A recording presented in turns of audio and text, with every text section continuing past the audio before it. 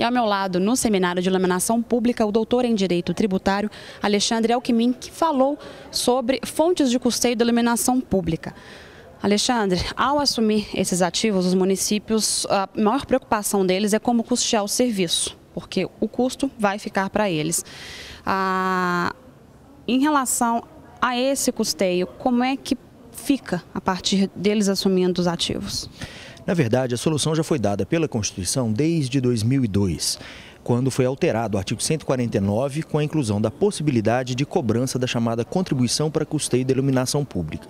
Ocorre que muitos dos municípios ainda não instituíram referida contribuição, então é necessário estar atento para que os prefeitos mandem para suas câmaras municipais um projeto de lei e que possibilite a cobrança dessa nova fonte de receita, dessa nova fonte de custeio, que deve ser totalmente direcionada para o custeio da iluminação pública, podendo ser gasto tanto no pagamento da energia elétrica, quanto para o custeio desses ativos na sua manutenção.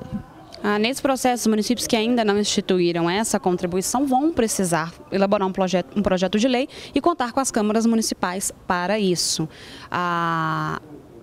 A sua orientação em relação a essa relação, porque Executivo e Legislativo terão que trabalhar juntos para isso, qual é?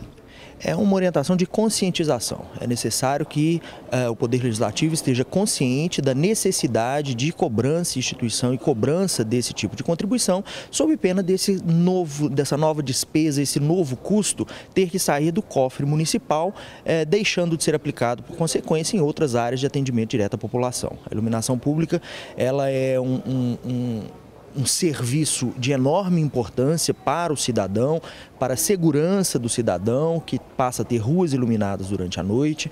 É um serviço de obrigação do município e a partir do momento que a Constituição atribui uma fonte de custeio que muitas vezes nem é tão onerosa assim ao contribuinte, vale a pena instituir e cobrar esse tipo de contribuição. E as limitações para a instituição dessa cobrança, tem? Bom, a primeira delas a gente já falou que é a lei, é o princípio da legalidade. Todo tributo ele tem que ser instituído por meio de lei. Então é necessário que haja um projeto de lei encaminhado pelo Executivo e aprovado no âmbito das câmaras municipais.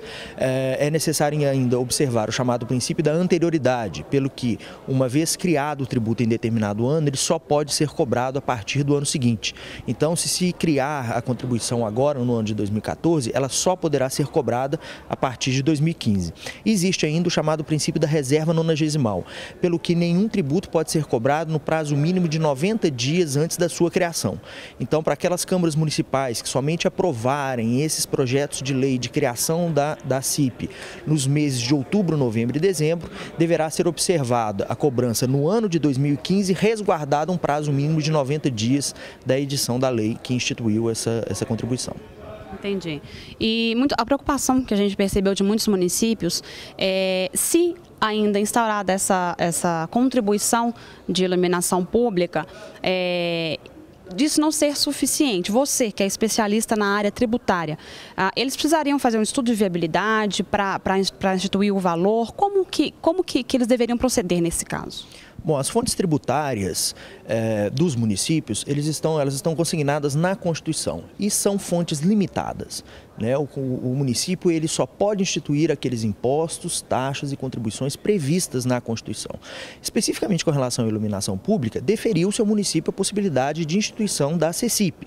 Caso essa receita advinda dessa contribuição não seja suficiente, a diferença terá que ser suportada pelo Caixa Geral do município, valendo-se das outras fontes de arrecadação, sejam elas tributárias próprias, como arrecadação de ISS, IPTU ou ITBI, seja por meio dos repasses que ela recebe dos outros entes federados, o FPM e o VAF, por exemplo.